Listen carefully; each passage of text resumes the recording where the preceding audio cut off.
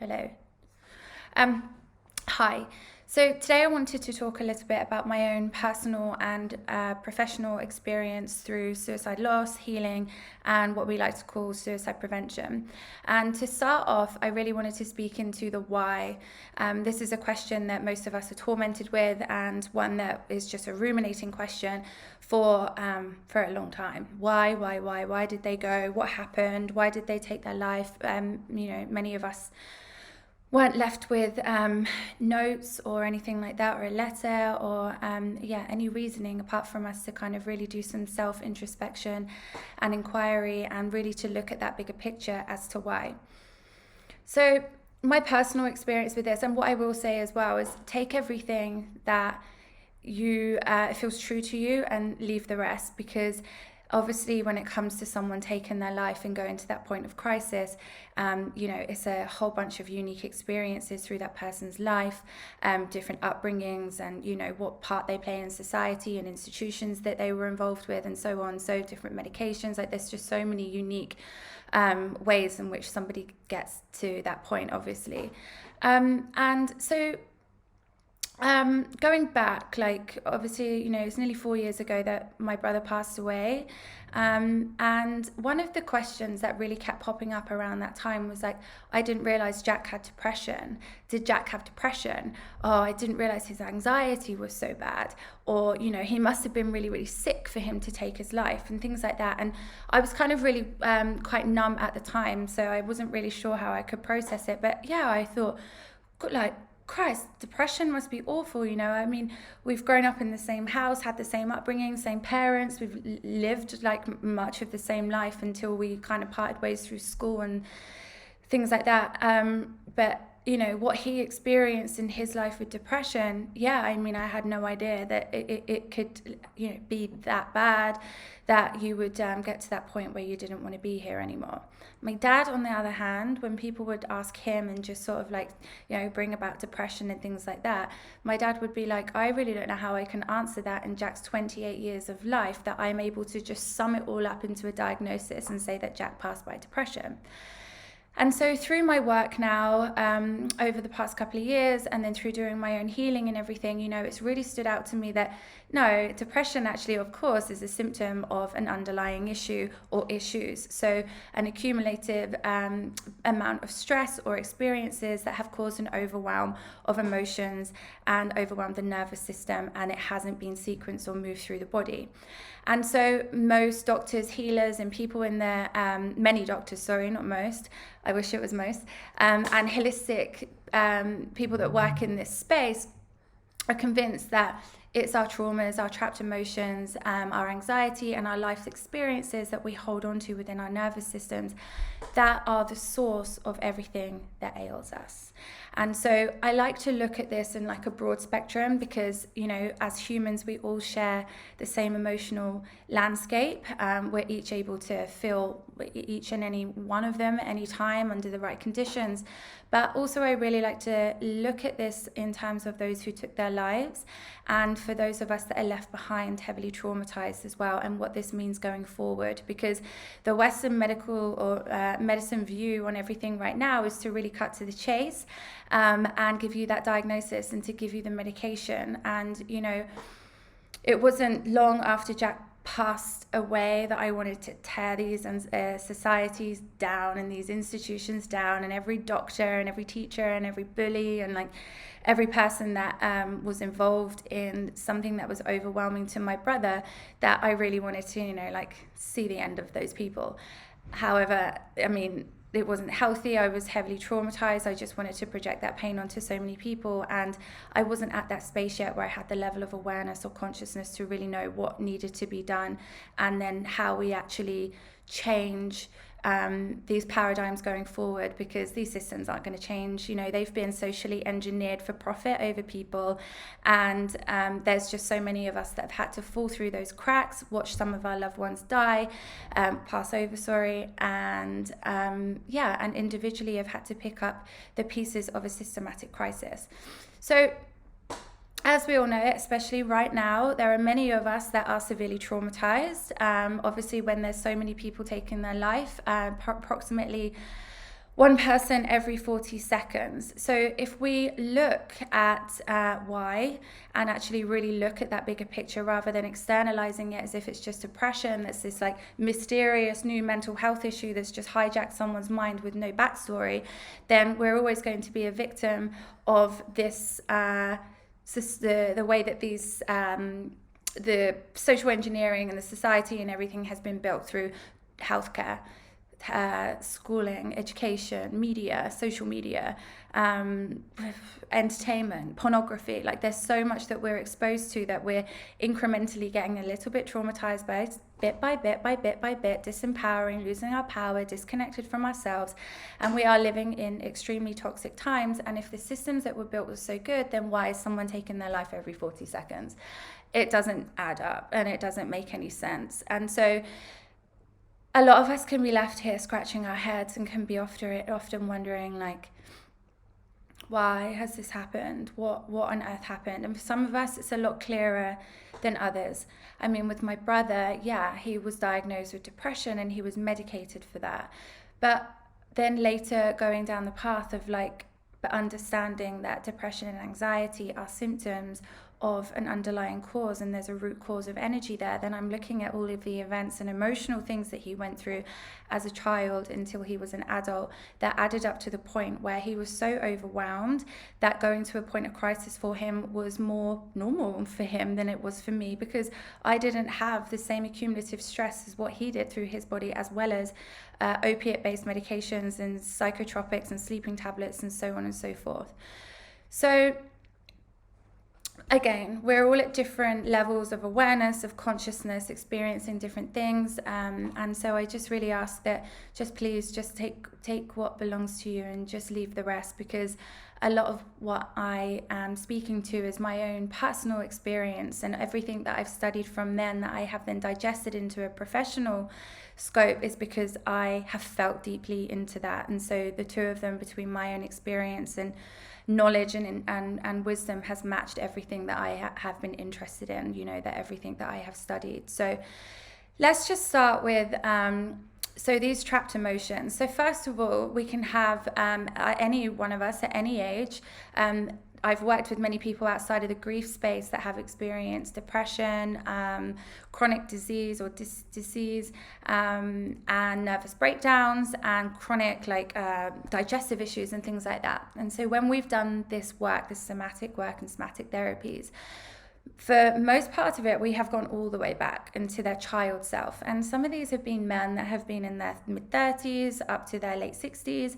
And we go all the way back to their childhoods. And then what we find is sometimes they're in a nappy, sometimes they're in the womb, and then sometimes they might find themselves around 9 or 10 years old. And so whatever is happening at that time of their life, the perception of that is obviously looking at it through the lens of a child. Like they're looking at it as a child. It might not be something that we would find so traumatizing now, but the trauma as the energy in fact remains the same. So this energy is then trapped within this child's body or the teenager's body, and then because it hasn't been sequenced out, it hasn't been released, it's stagnated and it's grown over and over time.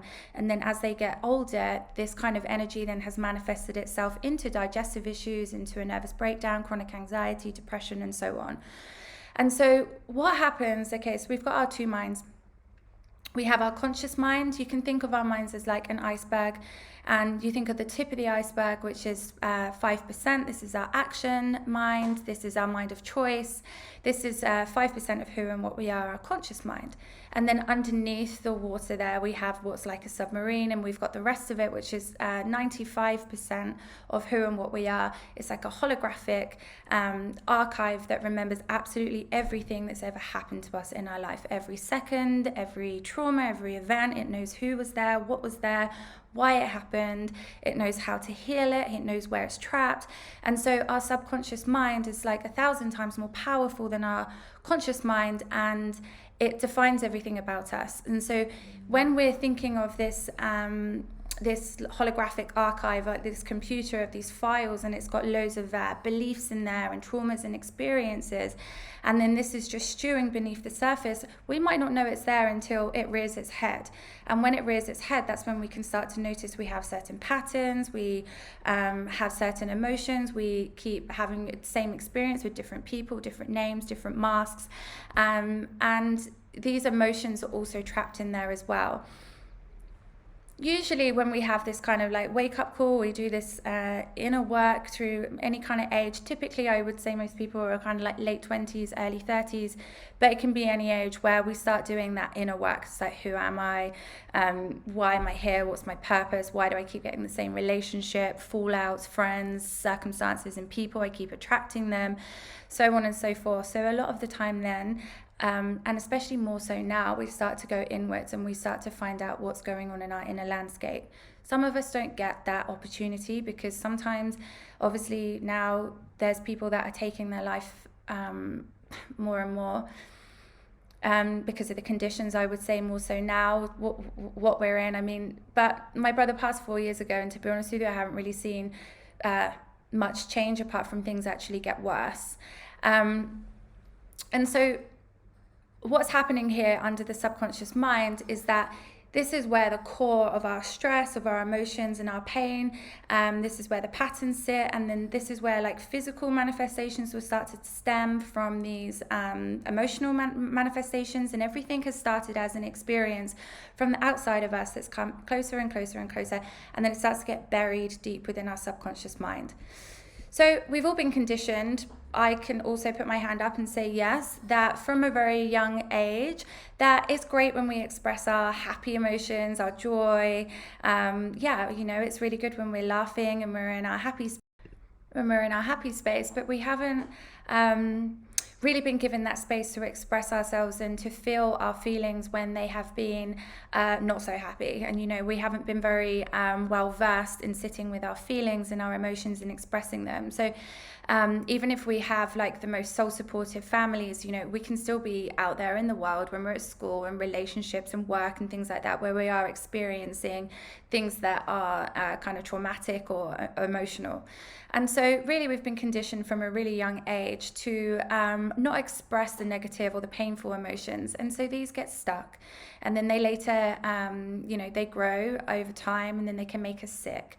And so if we do not give energy into working with these emotions, then they can't move. They later find ways to manifest themselves into something like depression or anxiety, which is what we see so much more of today. Typically then what happens is, because we've become so disconnected from ourselves, and also the societies that have been put, the social engineering that has been put in place. So for instance, where anxiety is almost like a buzzword now.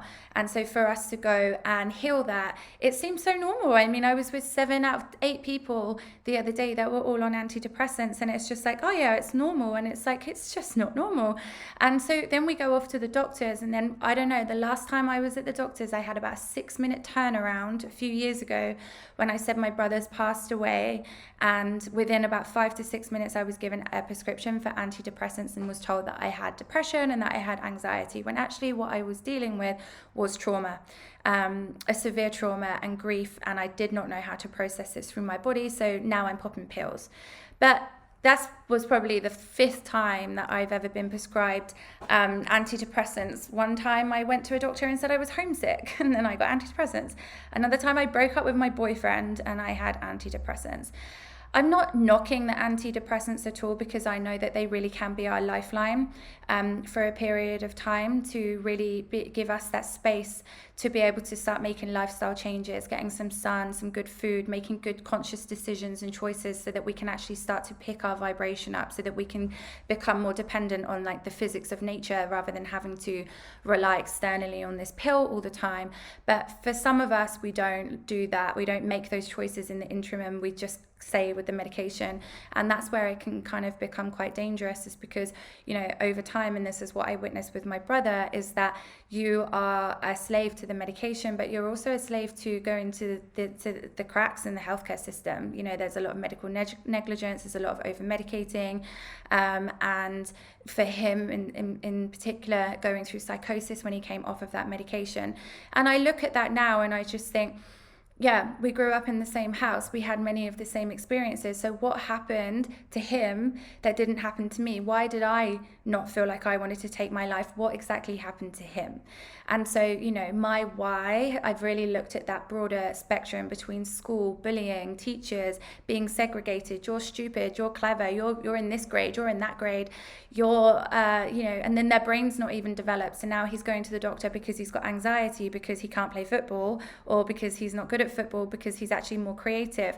But the schools are just drumming in left brain information that you're not dreaming or imagining or being creative or using your intuition, or you're not connecting or dreaming these higher dreams and being in your right brain of feeling and expressing, because I just don't think it's designed to be that way. I think it's designed for you to work for the man, to be better, do better, get your suit on, get out to work, do your 9 to 5, get on the medication, and then do what you will, just live this kind of like basic life where you can be coerced, manipulated, lied to. And I mean, a lot of this stuff's all coming to truth right now.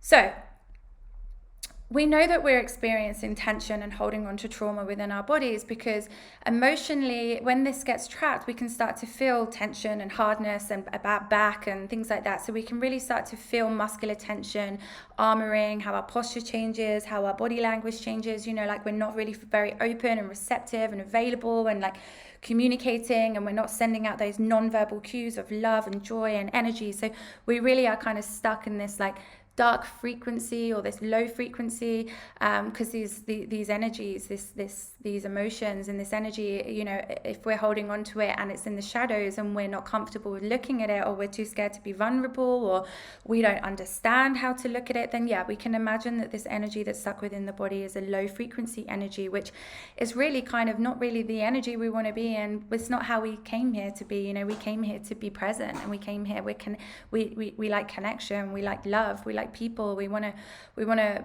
bond and be free and enjoy life, you know, as these spiritual beings having this human experience. So wherever you're, if there's an accumulation of chronic stress or suppressed emotions, and this pain creates tension within the body, and this builds up layer upon layer upon layer, which affects our joints, our organs, our blood vessels, and this is what we end up calling armoring. Every part of our body is so interconnected. And so when we protect ourselves, say for instance, when we've gone through a trauma, and even if, you know, you're a child and your dog got sick, seriously, some of this stuff that can come up is from something that might seem so irrelevant even to the person going through it. Like, you're saying I've had IBS for all these years because something happened to my dog when I was 2 years old. And I know that sounds simple and it probably sounds unbelievable, but it's very, very true. And so the root cause of that can be something that's lodged within that little baby's body. And what happens is when this energy is not released and it's too overwhelming, then we go into this protective mechanism. And so what happens is it's in order for us to survive, because something's happened, it's too fast, it's too overwhelming. And then what will start to happen is as this chaos is now existing within the body, and if this starts to affect you on a cellular level, we know about it. We can start to feel it as a sign or a signal. So that's where we can have like chronic pain. We can have, like any kind of physical manifestations. And that's the symptom of what's going on from the experience, from this trapped emotion that got trapped within the body. And that's what symptom means. It's a sign or signal of chaos. And so it really doesn't make much sense when we are going to take something that's going to mask the symptom, because we're just going to mask the symptom, then the actual root cause that's causing the symptoms in the first place is still going to be there. And so this is where I don't know if we're really supposed to, if it's been sold out that we're not supposed to be in self-empowering or self-healing or connected or have this self-awareness or being connected to your higher self, to spirit, to actually know how to sequence this energy out of your body, to self-regulate. I mean, it blows my mind that people like me even have a job. I mean, I can see why we have a job, is because there is so much disconnect in our toxic world. But it does still blow my mind that really we all have these inner resources and we all have access to these tools. Once we learn the tools, we don't need people like me anymore because you've got the tools. And also once you start to clear these emotional blocks, you're not clearing them forever, you know, like you do get to a point where you get very clear, and that's when you're living in your state of calm and peace and joy. We contain every part of information of anything that ever has, will ever exist. And so that oneness and that connectivity that you might hear about or you might have experienced yourself is because we start to clear so much that when we dive deeper and deeper and deeper into inner landscapes, and then we clear that space so much within our mind, and we've really started to unwind all of this trauma and triggers and pain and emotions and everything through our body, we create so much more. It's just such a huge advantage. We've created so much more space, but we also experience the essence of who and what we are. Like when Jack first passed away, for the first long while, you know, it was all trauma release. It was hard, but it was instant, and it was really liberating to actually have this energy leave my body and for it to turn into a higher frequency. Like I've said so many times, this is when I started to connect with my brother in his energetic form. Because I was moving so much into my energetic form that we were able to connect. But for the first while, I didn't have that space and that capacity to receive all of this information from him, because this trauma was like lead inside my body. It was keeping me so locked down into this realm and this pain and this experience that I was having, that my lens of perception was just so narrow. You know, it was getting wider and it was getting wider, and I could see the bigger picture, but not clearly. And it wasn't until, you know, with persistence and like encouragement and also like eagerness, because I was feeling so much better, that's when I had really opened up the doors to receive so much information from him. And this is why now it's so easy for me to see this bigger picture, not just because, okay, for some people it might be really obvious, but for some not, you know. And I really was in denial for a long time that I've been duped, that been played, that there's lies going on, and that there really is like these institutions that we're really involved with that actually do more harm than they do good, and that a lot of these medications do more harm than they do good. And so that's when I started to think like, but who am I compared to all of this stuff that's all been built over time? And like, maybe I'm wrong, but time and time again, you know, I've really had to listen into why I'm so passionate about self-healing, why my brother is really insistent on just keep relaying all of this information to me, that, you know, going forward, it's not about any Tom, Dick or Harry and governments and councils to change it. They're not going to change. Nothing about this is going to change because there's money in it. If every single person knew how to use their inner resources and to self-heal just like the ancients did, then we wouldn't have to, there would be no money. But I think is, if they actually could charge you to self-heal, and actually, you know, if there was money in energy, they'd probably charge you it. But that's why it's not typically like that. When we're going through emotional experiences, when we are having stagnant emotions growing and growing and growing over time, then this is a cumulative stress that doesn't go away. It's living there in the subconscious mind, which is 1,000 times more powerful than the conscious mind. And so when somebody is feeling a certain way, and feeling, this is the other thing, they feel something, right? It's not about talking, they're not thinking. I mean, we can get so trapped in our heads, but it's the feelings that are running the show. It's the feelings that are altering how we think and what our beliefs and what our behaviors are. So it's really important when we're looking at things like, you know, these hallmark days that we have, when we say like, are you okay? Really think about that. What are we doing here? We're asking someone if they're okay, because why? Because something doesn't feel right. If something doesn't feel right, now we're going to go into that landscape of emotions and how they feel. How well versed are we all in feeling? Because a lot of us are traumatized individuals. We're adults making choices as adults with traumatized children inside of us. And so when we actually, it's an inside job and it starts with us. When we actually start to work with our own feelings, naturally, we're able to meet people and resonate with them and then go to a deeper level with them than just conversing with them about how they're feeling. We're actually able to offer tangible advice. We're actually able to maybe guide them through a tiny process. We're actually able to point them in the right direction direction of healing and feeling and then releasing their emotions, which is going to create so much more room in their body for happiness, for joy, for connection, for their true empowerment of who and what they are. You cannot buy this off a shelf. You cannot, only your body can heal itself. A doctor might be able to set your bones back in place, but they're not going to be able to heal the bones. Only we're going to be able to actually do all of this healing ourselves. And I think this is why now there are so many rebirths from catastrophes and like breakthroughs from breakdowns and things like that. And I just really feel like now there are so many of us paying the price because we have lost someone at the highest cost, the highest price of pain, the highest suffering of them taking their own life, and we're there scratching our heads thinking what happened and why. And really, when we start to actually truly understand the power of our bodies, the nature of who we are, the essence of who and what we are, there is nothing else more than that. What we see on the outside is all an illusion. This is just energy.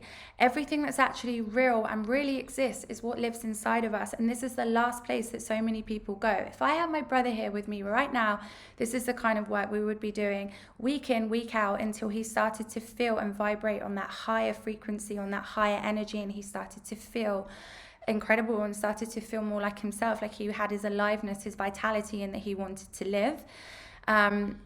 And so, again, it's really important that we look at the bigger picture, especially when we are living in a very toxic world that has been engineered to be this way. And I think it was AMA that found that 80% of health issues are stress related.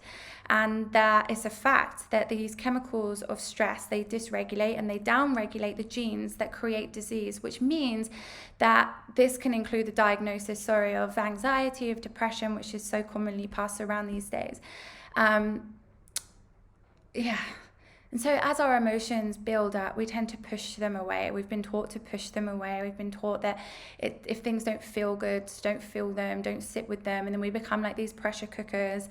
And with all of this energy stirring around within our subconscious mind, it's influencing our thoughts, our beliefs, our behaviors. And you gotta think, this kind of energy is exhausting. I mean, most people here that have lost somebody tragically are going to know that that's so exhausting and it's draining, but it doesn't just go anywhere, which leads me to think, why do people say that time's the biggest healer? How is it? If the energy hasn't gone anywhere, how is it healing? In fact, it's actually getting worse, right? So it's not going anywhere unless we're doing something significant with the energy within that time. Then time can really start to heal because of how we're using it. It's not because the time itself, which also is an illusion, is actually removing the pain that was trapped within your body when you went into trauma. So it doesn't. We've created and sugar-coated so many things so that we don't actually ultimately have to face ourselves. One of the hardest things about losing someone to suicide as well is the fact that we experience so much guilt and so much shame and so much fear. And rightly so. I mean, like, it's so painful and you aren't left with any answers. So there is so much guilt. Many of us want to leave as well and go over and be with them. But this shame and this guilt, two of the lowest frequencies, that if you can measure everything, and you can measure these emotions, and you can see that they are the lowest frequencies, and there they are, and they're growing over time, and they're stagnating within the body. These kind of emotions are extremely hard to face. I had to face many of these when Jack passed away. Was it this argument, that argument? I mean, one time I was crazy and I did something really stupid, but I mean, facing like awful things that you did that are ruminating and like playing around and short-circuited in your mind. It was this, it was this, it was this, it was that.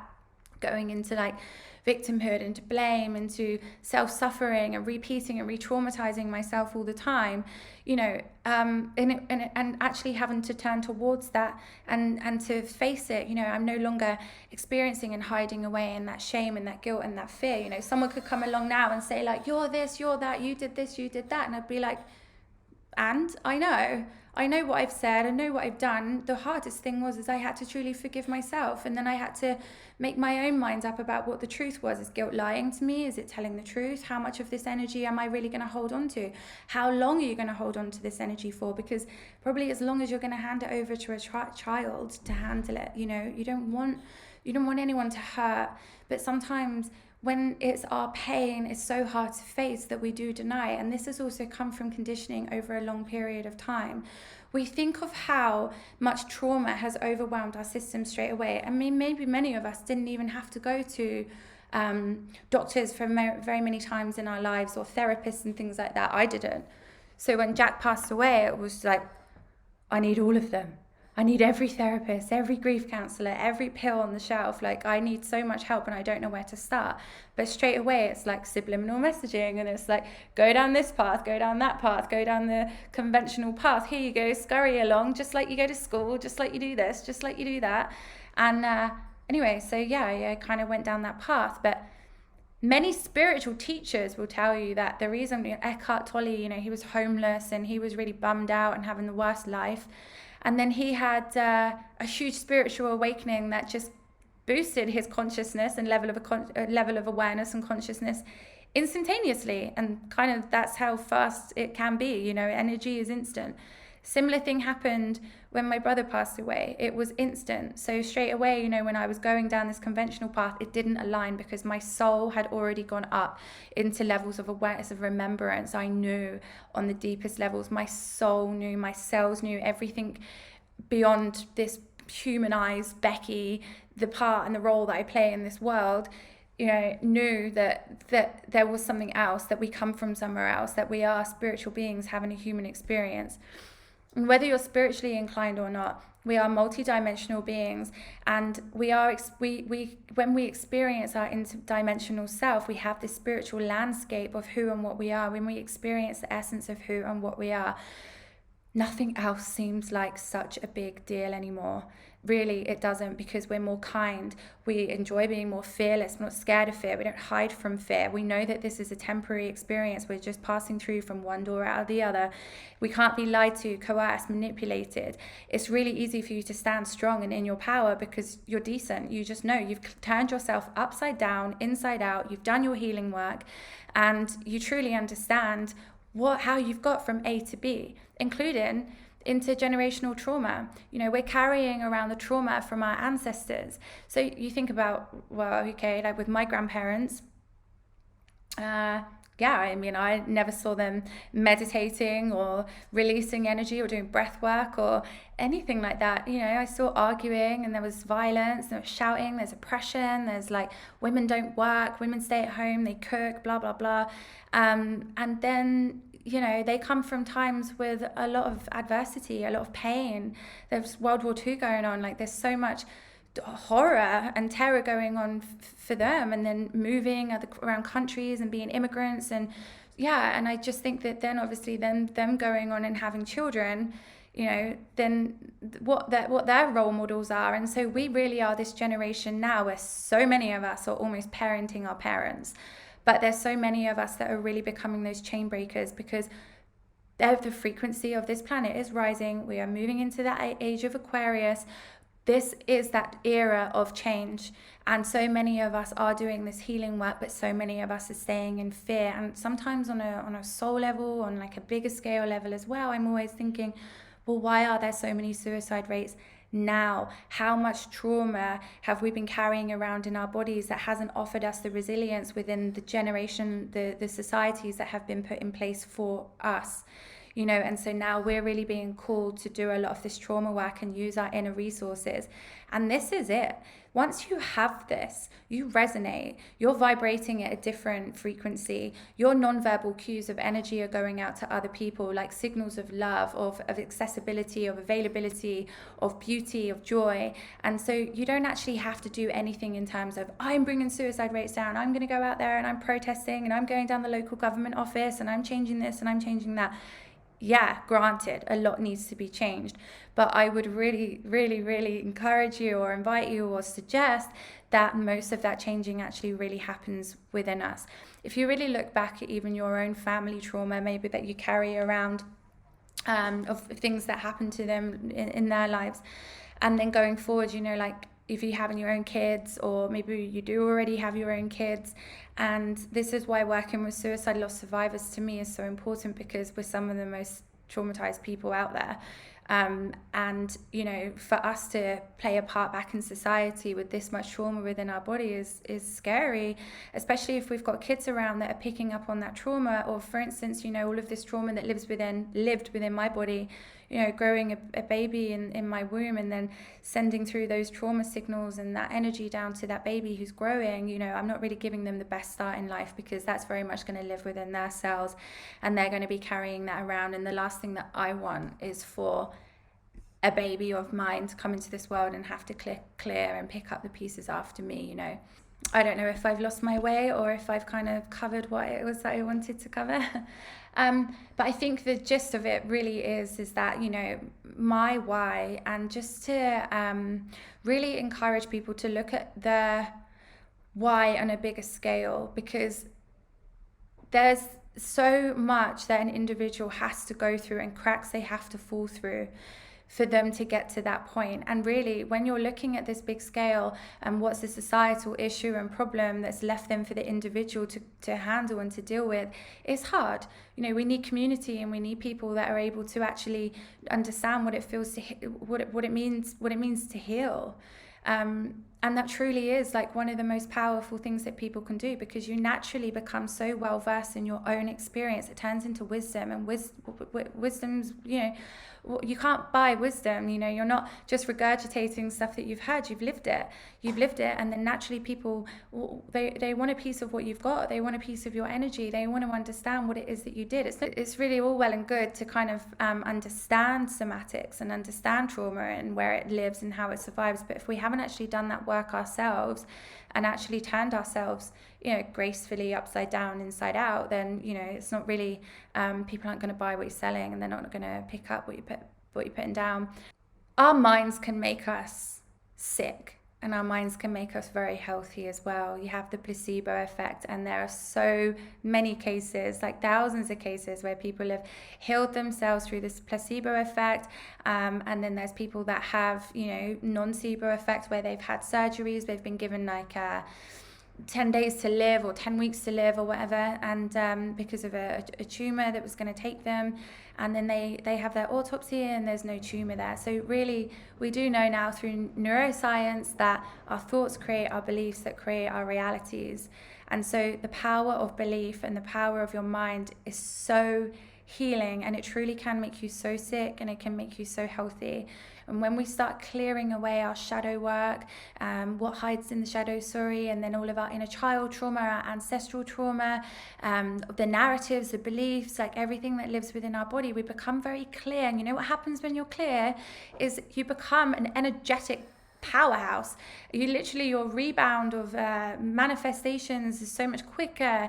You start having more synchronicities. You look younger, you look better, you're more clear-eyed, like you're happier, you're just really giving, and you're out there. And when it comes to then connecting to our loved ones in spirit, you have such a stronger advantage when you're actually able to use that frequency, where you can become very clear and vibrate on that higher level.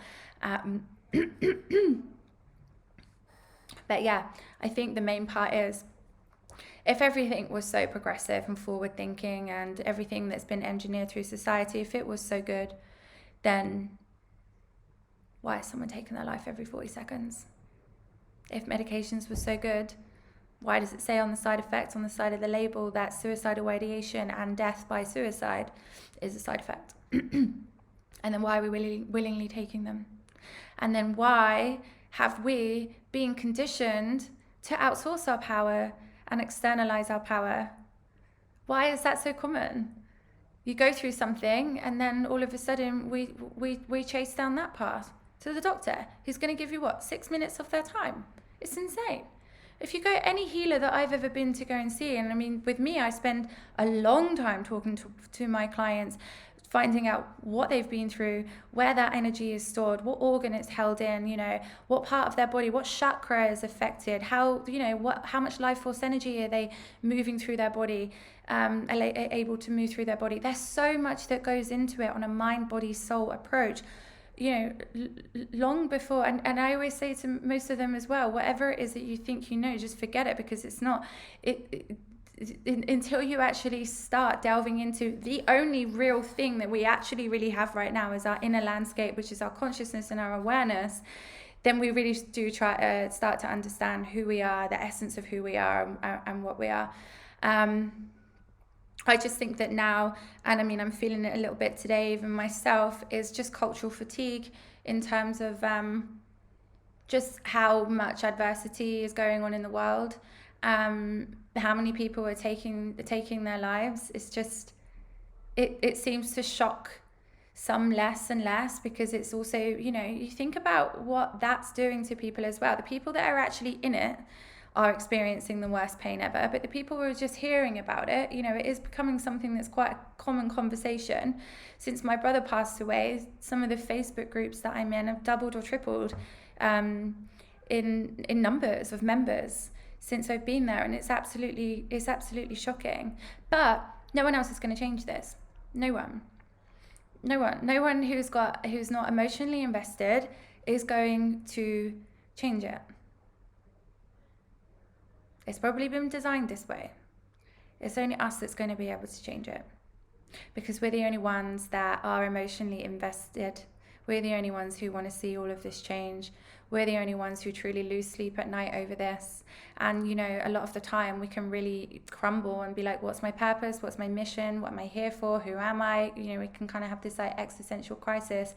I tell you what, when you start doing this healing work, you really start to find out quite hard and fast what your mission is, what your purpose is. I mean, think about it.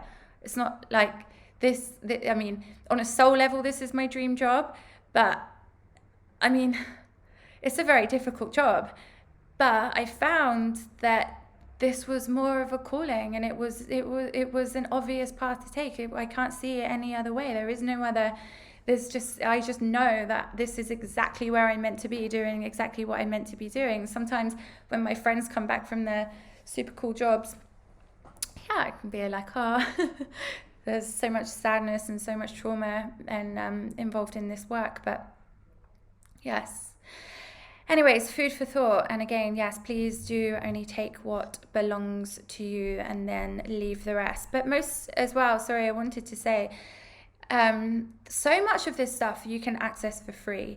Like, after my brother passed away, I filled my consciousness with so many teachings, so many spiritual teachers: Wayne Dyer, Joe Dispenza, Eckhart Tolle, Bruce Lipton. Like, I have so many more teachers that I was just listening to on YouTube, and like doing meditations, subliminal hypnosis, just doing like the free EFT tapping, the emotion code. Like I was just doing as much self-healing as I possibly could online long before I passed over my credit card.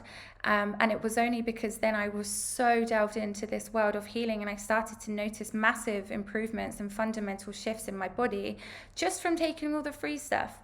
And so, I mean, obviously working with someone one-on-one, like, you know, you really are you're going down quite specific paths that are tailored to you. And I mean, like, obviously working with like therapists and coaches and stuff is extremely healing and beneficial, and I would also really highly recommend that.